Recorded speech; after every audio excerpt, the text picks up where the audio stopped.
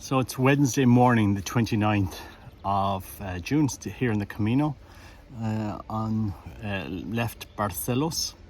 And I just had this very curious story and that I thought I'd just put it out there. I'm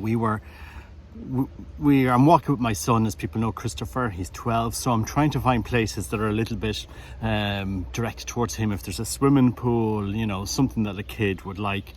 So yesterday, actually the day before, I went on booking.com and I said places with swimming pool in Barcelos, and I booked this place, this house, farmhouse, a room in a farmhouse, but it was miles away from Barcelos. And I only found out later. I said, "Feck it, this is off the Camino." It wasn't on the Camino, and I said, And then I went on to booking.com and I tried to cancel it, but it was like, because I booked so late, I said, look, I'll go with it. We'll go to this guest house outside of Barcelos. And sure, look, it has a pool and Christopher will like it. Anyway, arrived out to this guest house yesterday. Beautiful house. Run by a family, the grandmother, the daughters and the granddaughters were, managing this beautiful guest house with a pool. Absolutely beautiful. Had a great evening. But yesterday evening, my son and myself, we were, he was brushing his teeth in the bathroom, and the lights started flickering. If anybody knows me, when I start seeing flickering lights, I just, it kind of reminds me of another incident that I had a few years ago in Singapore, and there's a video there, the haunted room in Singapore. But I was just remembering, that was praying to pray, and the inspiration, pray for a woman. That was what was coming to mind, and we went downstairs. Then we went to dinner in the kind of the restaurant area that the family have, and all of the lights were flickering in the restaurant. It was like flick, and I said, this definitely reminds me of Singapore. Pray for a woman.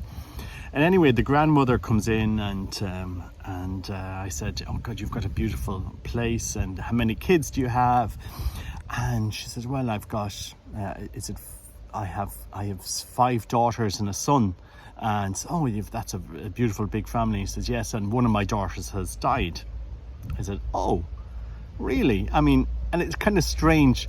Before I'm meeting this woman, literally 10 minutes before I meet this woman, what's coming to my mind was to pray for a woman. And I said to her, "Well, I'll pray for your daughter. She's, we have, as Christians, we have the hope, we have the joy of being Christians, which gives us a whole different way of looking at the world. Christ has won death. Christ has won that battle. We are a people of joy. That's what Christianity is in its essence. Is a way of joy. Us Christians follow a way. Christ is the way, the truth, and life. And us Christians have the joy of following a man who has conquered death, who is bringing us on his way to heaven." And I said all of this to her.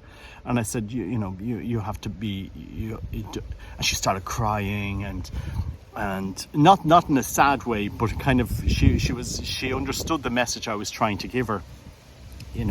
That her daughter wanted her to be happy, not to be sad. Christians don't live a life of sadness. We follow the way with joy. And when I say the way, I mean the way which is Christianity, Catholicism, with following Christ, who is the way, the truth, and the life, encountering him, because we're all walking with him to heaven, and we're bringing our brothers and sisters, our baptized brothers and sisters, along on this way. So it was a fascinating conversation, and she was she was there with her daughter, and I was speaking Spanish, a little bit Portuguese. She understood what we were saying, but how many times do Catholics and Christians even talk about the basics of our faith when it comes to the tragic moments of our life? Sometimes we see death as such a tragedy, as such a defeat, as such a And I could see it. And yes, she's here. She's there somewhere. Spiritual, something. No. We're not. It's not something spiritual. She is. She exists. She is in her truest form. And we have to bring people to understand that we're a people that walk the way with joy. And if we're not getting that as Catholics and Christians, do we even understand our faith? So I was praying for her daughter. As always, I don't believe in it's just by chance. It's just by chance that I'm thinking, and the Holy Spirit is telling me, pray for a woman. I had that clearly in my mind going down to the restaurant, pray for a woman. I'm sitting in the restaurant, I'm looking at all the lights flickering on and off in the restaurant, and I said, okay, I'll pray for this woman. Then I meet the lady who is the mother of this woman. You couldn't make it up. And of course they were saying, no, well, the lights flicker sometimes, and don't read anything into it. And I said, okay. But I'm here praying for your daughter for a reason. I'm here in this house for a reason. This all happened for a reason. It wasn't just by chance. Our faith is real. We have to be people of joy, especially in the moments of deep tragedy and sadness in our life.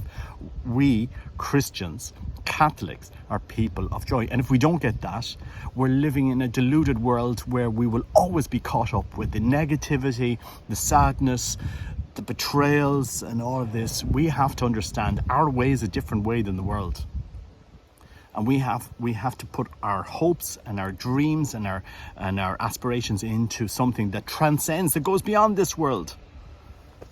We're following Christ. That's what we are as Christians. And if we're not following Christ, if we don't have Christ in the center of our life, do we really believe in this faith? Or is it just a label? Is it just something incidental that we'll have in our lives?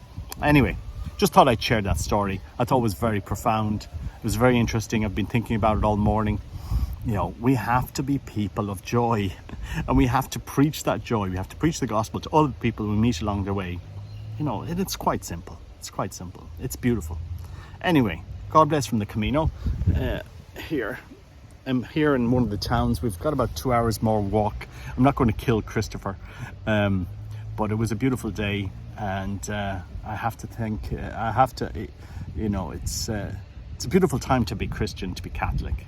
It really is, if you think about it. The world can't give you what Christ is giving you, which is the joy of his way, a way that we have to follow with obedience to him, with a poverty of spirit, with a poverty of life, chastity of life. It's very interesting. If you really want to be happy, separate yourself from what the world tries to destroy your life with. Money, sex, all this porn, all that bullshit that the world tries to keep our minds always occupied on.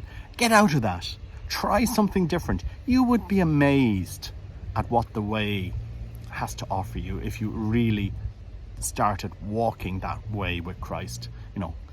That's just my thoughts anyway. I just think it's fantastic. And at the moment we're on the Camino, the way, a pilgrimage to Santiago. It's a great time to reflect on what's important in this world, what's important in life, and really what's important is to understand what is the way. Now, if you want to follow the way of the world, which is whatever makes you happy, whatever trend comes along, whatever fashion, whatever latest social media craze, if that's going to make you happy, will it? Does it stand the test of time? I don't think so. I think if you want to be really happy, try the way, which is following Christ, Christianity, Catholicism, the Eucharist. Encounter Christ, body, blood, soul, and divinity in the Eucharist. That profound encounter with the person who died on the cross for us, that we see at the sacrifice of the Mass. Anyway, God bless from the Camino. Take care. Bye bye.